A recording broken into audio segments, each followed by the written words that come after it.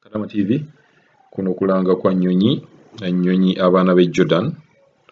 Waliwo ennyonyi egenda okutambula nga 16.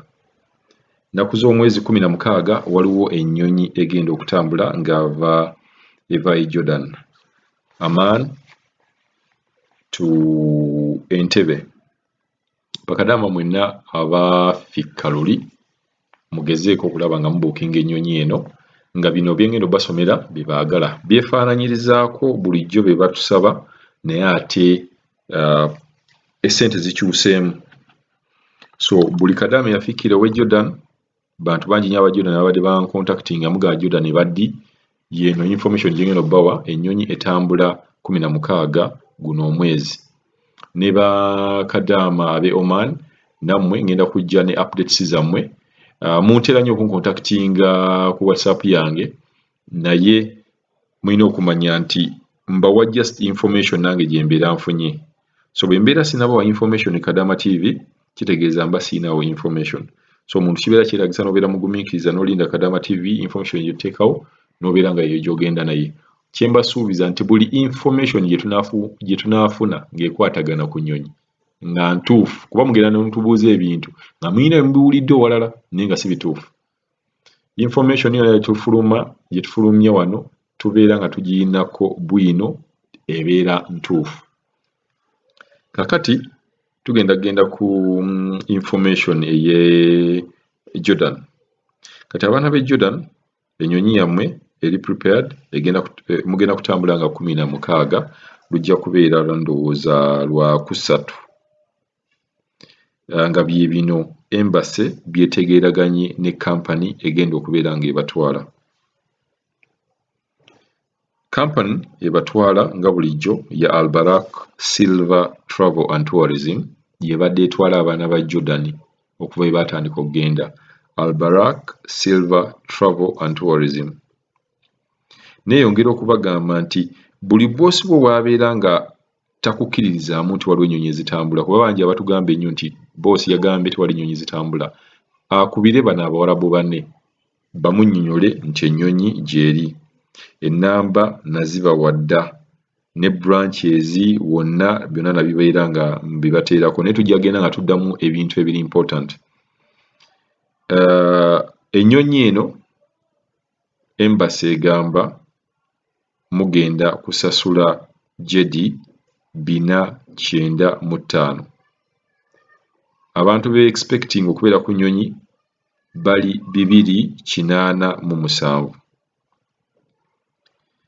Embassy neeyongera okutematemamu n'egamba nti jedi 330 ze za tiketi, then jedi 165 ezo ze za quarantine for 14 days.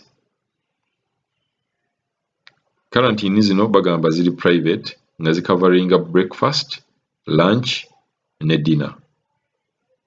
Ate katusuubire nti temujja bateeka mu hall eya Kauthar, kuba abaana baadde bamaze okusasula ssente ne mubateeka mu kihall ne mugamba nti ezo hotel. Ssente zino zibeera nnyingi ku kadaama, bembeera mugamba hotel ddala ebeere nga hotel. Waliwo in fact kadaama eyakedde okunkubira n'aŋŋamba nga mbuuza oba account number gye yabadde afunye entuufu ey'okubeera ng'ateekako ssente. Account number zino ze ngenda obbasomera eza Al-Barak Tours and Travel. Balina branches ez'enjawulo, offices osobola okugenda n'osasulirako ssente, oba omuntu osobola okukola direct transfer, that is bank to bank, ng'okozesa bank gye bayita Jordan Islamic Bank. Branch yaabwe eri Al-Taj, account number oba account name eri Al-Barak Silver Travel and Tourism. Era ne bw'ogenda okusasula balina okubeera nga bacekinga nti name etaalinga ne account number eno. Njagala muwulize bulungi account number n'oyo omukyala. Bakadaama, in fact bakadaama babiri be baakambuuza ekintu ekyo ekya account kwe basasula, naye ng'olina ogicekinga ng'olaba erinnya bwebagamba, n'olaba erinnya nga likwatagana ne account number eno. Bw'olaba ng'erinnya terikwatagana bakuleetera linnya ddala tosasula. Account number eno erina okubeera ng'ekwatagana n'erinnya erya Albarak Silver Travel and Tourism. Otherwise bw'onooziteeka ku erinnya eritakwatagana ojja kuba osasudde empewo. Account number eri 1-5-5-2-4-1-0-0-0-0-3. Kankiddemu 1-6-5-2-8-4-1-0-0-0 then 0-0-0 n'esembyayo 3. Ye account number gye mulina okusasulako. Kanjiddemu mu Luzungu, that is 1-6-8-5-5-2-8-4-1-0-0-0-3.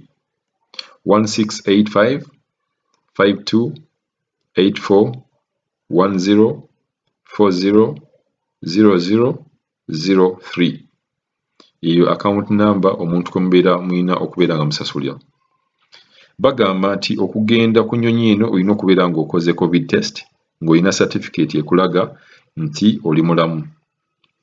Then ku kya kilos bawadde kilos 2 ze muteeka mu nnyonyi wansi, nga kino abantu baba bangi abatubuuza ozicheckinga otya. Bw'ogenda ku office checkinga nti bagamba ne bakucheckingira kilo zino nti zeezo kilo 2, kuba bakadamu abasinga basooka kutuukira ku office ne bava ku office ne bagenda ku kisaawe. Then mu ngalo olina okubeera ne kilo 7. Totwala kilo zisukkamu lwa nsonga ebintu byo bajja bikulesa.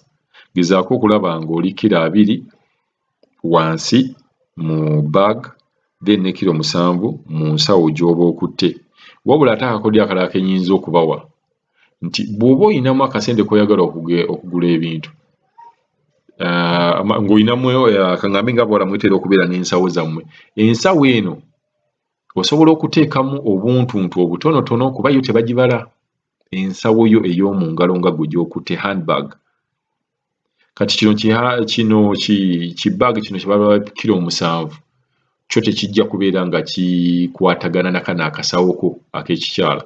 Kati oyinza okufuna ensawo yo ey'ekikazi n'obeera ng'oteekamu kilo zo nga 3, oba n'oteekamu ng'obugoyegoye mu nsawo yo gy'okwata, n'obeera nga otaddewo kilo 10 na wali 2 n'obeera ng'ogeze ne kilo zo nga 3. Waliwo n'abalala basobola okuteekamu kilo 4 kuba ebeera baaga yo ebeera private bag.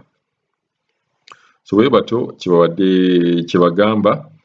Then bagamba mugezeeko okubeera nga musasula mu budde, muleme okubeera nga mufikira ennyonyi eno. Waliwo ne bakadamu baatubuuzizza nti singa seeregisterinze nsobola okulinnya ennyonyi eno. Tosobola kulinnya nnyonyi nga toweeregisterinze. Ekintu ky'okweregisteringa kintu kyangu nnyo.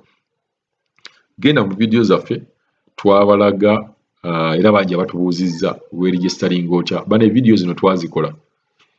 Ogenda wandiikamu yiino engeri entuufu ey'okwewandiisa. Vidiyo egenda kujja ekulaga process yonna gy'oyitamu n'obeera nga weewandiisa. Gezaako okubeera nga ate oyogera ne babboosi bo.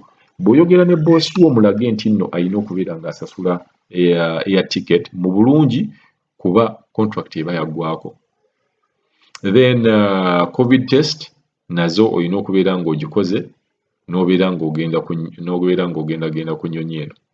Kaka tugenda ku ntegeka nga bw'egenda okubeera. Buli muntu yenna ayagala okubeera nga travelinga, mbadde mbasaba mukubireeko ku masimu ag'abantu abavunaanyizibwa ba contact person mukubire, ne tours and travel nayo gikubire. Bajja kubeera nga bakuddamu ebibuuzo. Waliwo n'omukyala yatubuuzizza nsobola oku adding on kilos. Bwe mbeera ne kilos nnyingi nsobola okubeera nga nsasulira extra kilos. Nkibagamba buli bwe njogera ku nnyonyi, sooka obale kiki ky'osasulira, value yaakyo nga tonnakiteekamu ssente. Ojja kireeta e Uganda olabe nga ogamba lwaki nakisasulidde. So sooka obale value y'ekyo ekintu na ssente mmeka ze bakusaba. then ate era tours and travel eyo Albarak Silver and Travel mugibuuze nti bwe mbeera ne extra kilos nsobola ogisasula oba nedda. Ebibuuzo nga bino mubiwe directly ku bantu bebikukwatako bajja kubeera nga babayamba.